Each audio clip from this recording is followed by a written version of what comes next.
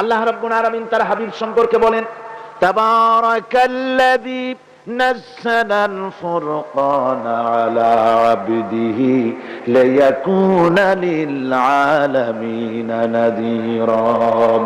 অতীব বরকতশালী সে আল্লাহ রাব্বুল আলামিন, যিনি তার বান্দার উপরে ফুরকান অবতীর্ণ করেছেন, যাতে করে তিনি তার কওমের কাছে দাওয়াত পৌঁছান। এ কথা বলা হয় নাই লিয়াকুনা লিল আলামিনা নাযীরা, বিশ্ববাসীর কাছে যেন তিনি দাওয়াত পৌঁছাতে পারেন, আল্লাহর সম্পর্কে, জাহান্নাম সম্পর্কে ভীতি প্রদর্শন করাতে পারেন, জান্নাতের সুসংবাদ দিতে পারেন, হেদায়েতের দাওয়াত পৌঁছে দিতে পারেন। এই জন্য আমি রাসূলকে পাঠিয়েছি তাম বিশ্বের সমস্ত মানুষের জন্য। সুবহানাল্লাহি ওয়া বিহামদিহি, তিনি সকলের জন্য।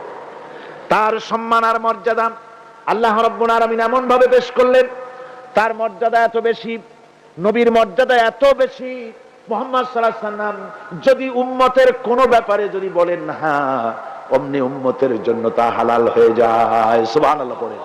কে আছে এমন যে তার মুখের কথাই কোন পরামর্শের ধার ধারে না? মুখের কথাটা কি? আইন।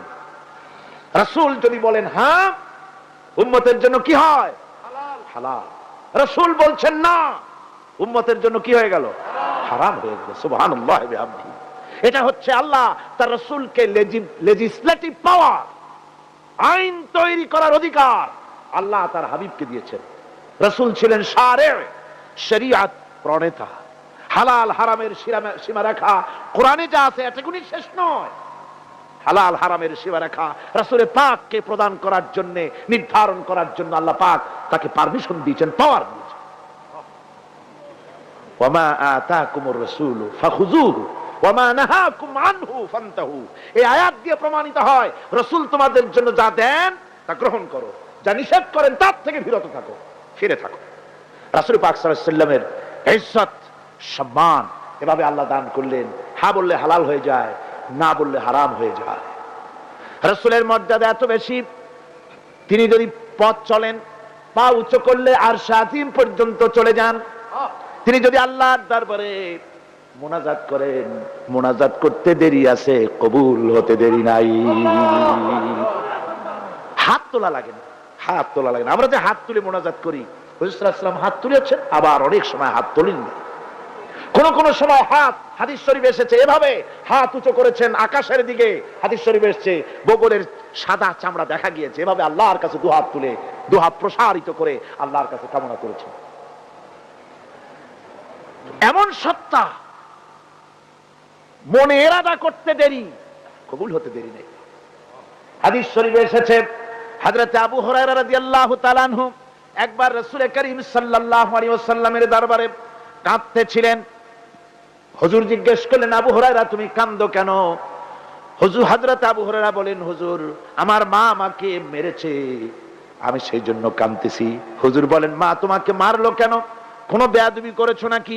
তিনি বললেন, না কোনো বেয়াদবি করি নাই, তবে মারলো কেন?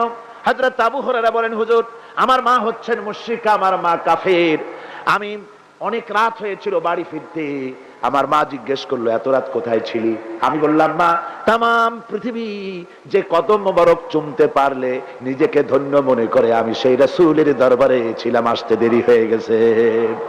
ইয়া রাসূলুল্লাহ, আপনার নাম শোনা মাত্র আমার মায়ের গায়ে আগুন জ্বলে গেল। সহ্য করতে না পেরে আমাকে মায়ের আরম্ভ করে দিল। বলল, আবু হুরায়রা হয় আমার বাড়ি ছাড়বি, না হয় মুহাম্মদ সাল্লাল্লাহু আলাইহি ওয়াসাল্লামের ঘর ছাড়বি, কোনটা করবি কর।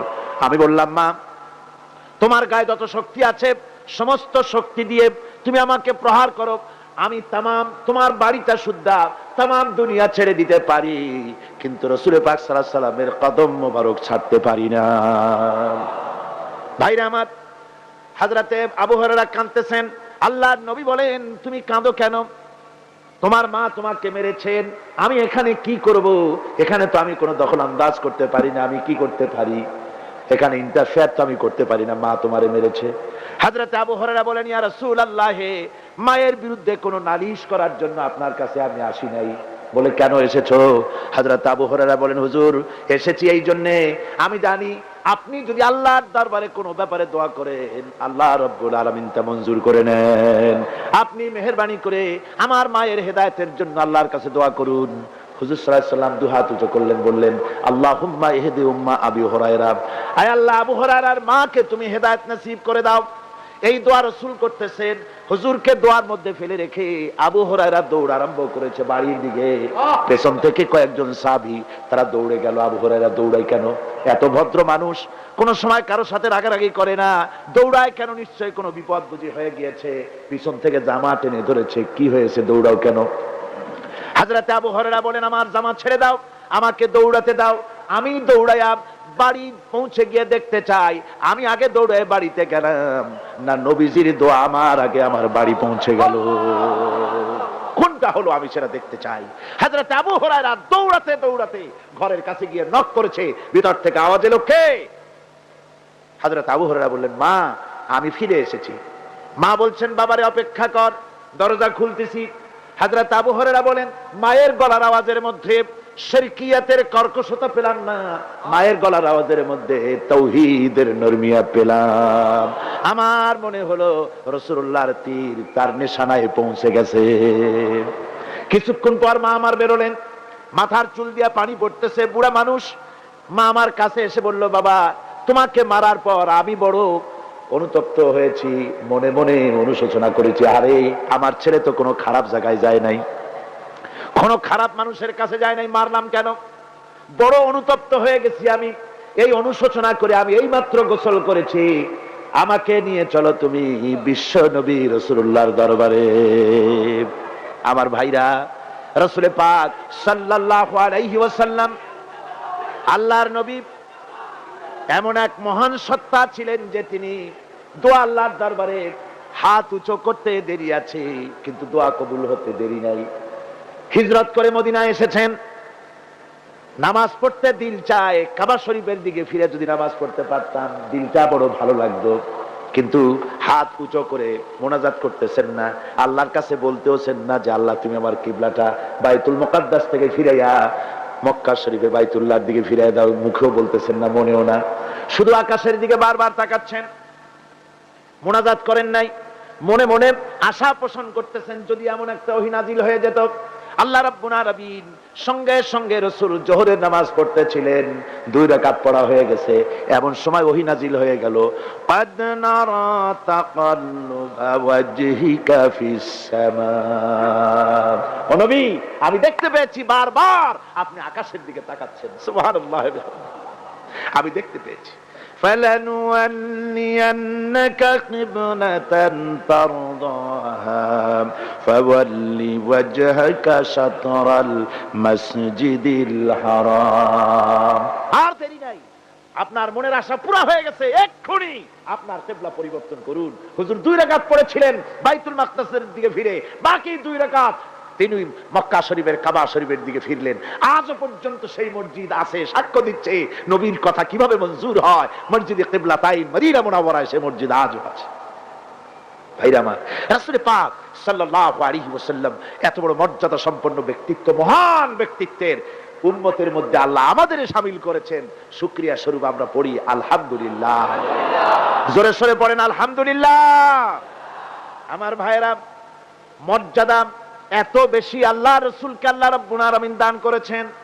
এই পৃথিবীতে কোন মানুষের সঙ্গে যদি আপনি বেয়াদবি করেন, তিনি আপনার বাপ হোক, তিনি আপনার মা হন, অথবা আপনার ওস্তাদ হন, অথবা আপনার পীর হন, যে কেউ হোক না কেন, কারো সঙ্গে যদি কোনো বেয়াদবি হয়ে যায় তো শুধু একটা বেয়াদবি ছাড়া আর কিছুই না। কিন্তু নবীজির সঙ্গে যদি কেউ বেয়াদবি করে সেটা শুধু বেয়াদবি থাকে না, কুফরি হয়ে যায়। কি হয়ে যায়? কুফরি হয়ে যায়। রাসূলুল্লাহকে কেউ তাওহীন করলে, অসম্মান করলে, সমালোচনা করলে কাফের হয়ে যায়। যারা বলেন কি হয়ে যায়? কত বড় মর্যাদা। রাসূল পাক সাল্লাল্লাহু আলাইহি ওয়াসাল্লাম, তার সামনে সাহাবায়ে কেরাম বসা, হুজুর কথা বলছেন, সাহাবায়ে কেরাম তারাও কথা বলছেন। কথা বলতে বলতে এক পর্যায়ে সাহাবীদের গলার আওয়াজ বড় হয়ে গেছে, হুজুরের গলার আওয়াজ শোনা যায় না, সাহাবীদের গলার আওয়াজটা বড় হয়ে গেল। আল্লাহ রাব্বুল আলামিন এতটুকুও বরদাস্ত করলেন না, আমার নবীর গলার আওয়াজের চাইতে তোমাদের আওয়াজ বড় হলো কেন? সঙ্গে সঙ্গে ওহী নাজিল হয়ে গেল।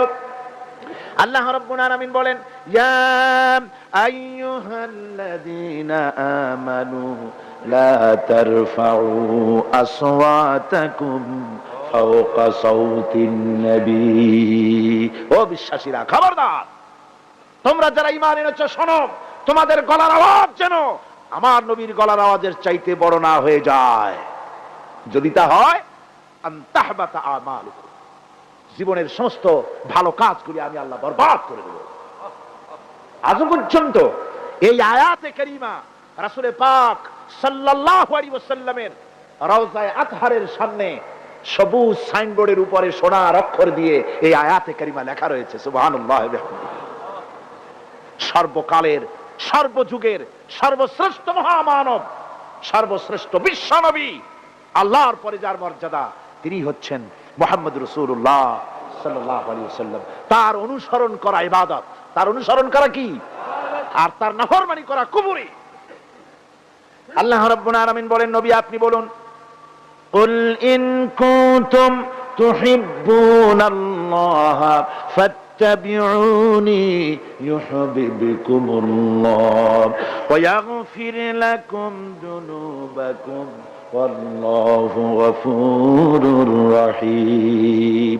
নবী বলুন, তোমরা যদি আল্লাহকে ভালোবাসো, মুমিনদেরকে শোনানো হচ্ছে, শোনো, তোমরা যদি আল্লাহকে ভালোবাসো, ফাত্তাবিউনি, ও নবী আপনি বলে দেন যে তাহলে আমার অনুসরণ করো। কার অনুসরণ?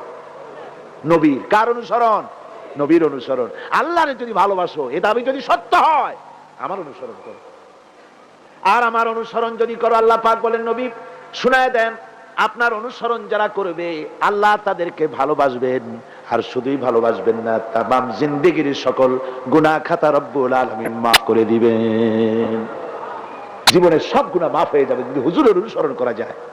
বিশ্বকবি, কবি সম্রাট আল্লামা ইকবাল রাহমাতুল্লাহ আলাইহি বলেছেন, কি মুহাম্মদ সে वफा तूने तू हम तेरे हैं, ये जहां चीज ही क्या लोह कलम तेरे हैं। মুহাম্মদ সাল্লাল্লাহু আলাইহি ওয়াসাল্লামের সঙ্গে মুহাব্বত জুড়ে দাও, আকাশ আর জমিন তো দূরের কথা, লৌহ কলম পর্যন্ত আমি আল্লাহ তোমার জন্য করে দেব। তুমি মুহাম্মদের হয়ে যাও সাল্লাল্লাহু আলাইহি ওয়াসাল্লাম, তার অনুসরণ করো, তার অনুকরণ করো জীবনের সব ক্ষেত্রে। ভাইরা মা, তিনি হচ্ছেন আদর্শ। ভালো করে শুনুন, এই পৃথিবীতে কোন পীর সাহেব, কোন খাজা বাবা, কোন মাওলানা সাহেব, কার অন্ধ অনুকরণ করা যাবে না। যাবে চোখ বুঝে, চোখ বুঝে, বিনা প্রশ্নে, বিনা তর্কে যার অনুসরণ করতে হবে তিনি হচ্ছেন মুহাম্মদ রাসূলুল্লাহ সাল্লাল্লাহু আলাইহি ওয়াসাল্লাম। বিনা প্রশ্নে। কোন পীর সাহেব বললেন সকাল বেলায় 10,000 বার আল্লাহু আল্লাহু করো, আল্লাহ আল্লাহ আসতে হু জোরে, অথবা লা ইলাহা ইল্লাল্লাহ 500 বার জিকির করো, লা ইলাহা আসতে ইল্লাল্লাহ জোরে। আর ইল্লাল্লাহ কোন মুরিদরা তো এত জোরে করে তাতে কলব থাকলেও পারে, গেলেও পারে। আপনি ওই পীর সাহেবের কথা মতো এই জিকির করবেন, আপনাকে দেখতে হবে রাসূল পাক সাল্লাল্লাহু আলাইহি ওয়াসাল্লাম এইরকম জিকির করেছেন কিনা। ঠিক কিনা বলেন? সাহাবায়ে কেরাম রিদওয়ানুল্লাহি তাআলা আলাইহিম আজমাইন তারা এরকম জিকির করেছেন কিনা। যদি রাসূল এরকম জিকির করে থাকেন, সাহাবায়ে কেরাম এরকম জিকির করে থাকেন, অবশ্যই সেই জিকির আমরা করব। ঠিক কিনা? অন্ধভাবে কাউকে গ্রহণ করব না। কেউ পাগড়ি বাঁধলো, পেছনটা 6 হাত লম্বা রাখলো, আমার পীর সাহেব, সেই জন্য আমি বুঝি আমিও 6 হাতের জায়গায় বরকতের জন্য 12 হাত একেবারে লম্বা করে টানতে টানতে আসবে রাস্তার উপর, এরকম করব না। জামাটা কেমন হবে, মোষটা কেমনে কাটবো, দাড়িটা কিভাবে রাখবো, টুপিটা কিভাবে লাগাবো, খানা কিভাবে খাবো, তারপরে কিভাবে কি করব আর না করব, সবটার মানদণ্ড হচ্ছেন কে? উসওয়ায়ে হাসানা। লাকাদ কানা লাকুম ফি রাসূলিল্লাহি উসওয়াতুন হাসানা। গ্রহণযোগ্য একমাত্র মহত্তম আদর্শ হচ্ছে তোমাদের রাসূল। তাকে দিয়ে গ্রহণ করতে হবে। পায়ের নখটা কেমনে কাটবে, মাথার চুলটা কেমনে কাটবে, আদর্শ হচ্ছেন মুহাম্মদ রাসূলুল্লাহ সাল্লাল্লাহু আলাইহি ওয়াসাল্লাম। ওই রাসূলের অনুসরণ অনুকরণ করে কোন পীর সাহেব, কোন মাওলানা সাহেব যদি বলে, তাহলে তাকে অনুসরণ করা যাবে। তবে মিলাই দেখতে হবে যে কথা ঠিক আছে কিনা, উনি যা বলছেন, উনি যা করছেন ওইটা ঠিক আছে কিনা। তা না হলে ধোকায় পড়ে যেতে হবে। কিসে পড়তে হবে? ধোকায় পড়ে যেতে হবে। আজকাল তো নানান রকম বাইর হইছে, বুঝলেন না? নামের আগে সৃষ্টি লাগায় দেয়। ওই যে ঢাকার কাছে এক জায়গায় একটা সদরুদ্দি সৃষ্টি হইল, তারপরে তাকে উঠায় দেওয়ার জন্য কত সংগ্রাম হলো, কত মানুষ মরলো। আপনার পত্রিকা পড়েন না? সে বলেছে রোজা না রাখলে চলবে, ইফতার আসরের সময় করলে হবে, আর রোজার দিন দুপুরের সময় সিরে টিরে খাইলে অসুবিধা নেই, বুঝলেন? যশোরে গেলাম, সেখানে শুনলাম সেই পাকিস্তান আমলে এক পীর নাকি আসছিল, এসে বলে গেছে, ভাই আসল পর্দা মনের পর্দা, এর থেকে বাইরের কোনো পর্দা না, লোক দেখা না পর্দারা করে লাভ কি, আসল পর্দা মনের পর্দা। তারপরে মনে মনে নামাজ পড়ো, মনে মনে রোজা রাখো, মনে মনে হজ করো, যাকাত দাও, মনটা সাফ হয়ে গেলে তোমার আর কোনো অসুবিধা নাই। এই মনের পীর আসলো, আমি সেই এলাকায় গেলাম, যাইয়া শুনি এই রকমের কাম করছে। আমি বললাম, ওই লোকটা যদি আবার আসে আম গাছের সাথে বান্ধে থুইও। তারপরে সে যখন বলবে যে আমার তো পেশাব পায়খানা করা লাগবে, আমারে ছাড়ো, তোমরা বলবা যে না ছাড়া যাবে না, মনে মনে যদি নামাজ পড়া যায় মনে মনে পেশাব পায়খানা করুন। যদি বলে আমার ক্ষুধা লাগছে অথবা পানি পান করবো, তৃষ্ণা লেগেছে, বলতে হবে মনে মনে যদি রোজা রাখা যায় তো মনে মনে খাওয়া দাওয়ার কামটা সারিয়ে নেন মেহরবানি করে। এই ধরনের কিছু সংখ্যক লোক বেরিয়েছে যাদেরকে লোকেরা সাহাবীদের চাইতে, নবীদের চাইতেও বড় মনে করে।